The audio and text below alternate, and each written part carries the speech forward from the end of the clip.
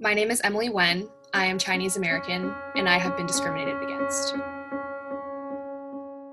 When I think about racial discrimination and certain, microaggressions and things that I've experienced, it was very new to me because I grew up again in a very diverse population. So I think race and diversity is a very relative thing, right? So coming to an institution where it is predominantly white, there were certain microaggressions and conversations that I was personally a part of that I was not prepared for. And there's this one situation that always pops up in my head repeatedly when I think about, certain things that I've experienced on campus, just even in a, college educated environment. And there was one roommate that I had my sophomore year, and we were just talking about growing up and what our experiences were like. So in this one incident, she kind of stopped and asked me, Emily, do you think in English? Like, are you able to comprehend things in English? And I was very off put by that.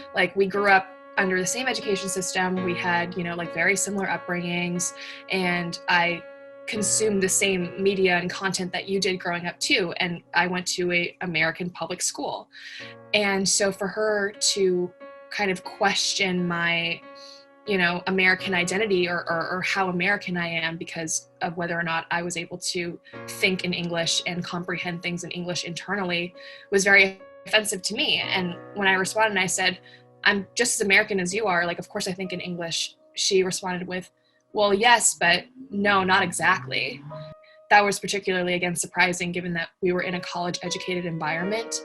But this person just so happened to obviously grow up in predominantly white institutions her entire life and had never experienced any sort of interactions with people of color. It's those little microaggressive moments like that where you start to realize that, there are a lot of white people around me, at least, that don't necessarily understand exactly, what are the rights and wrongs and what are things that are appropriate and politically correct to say, because they've never had to, talk to a person of color or have these sort of interactions growing up.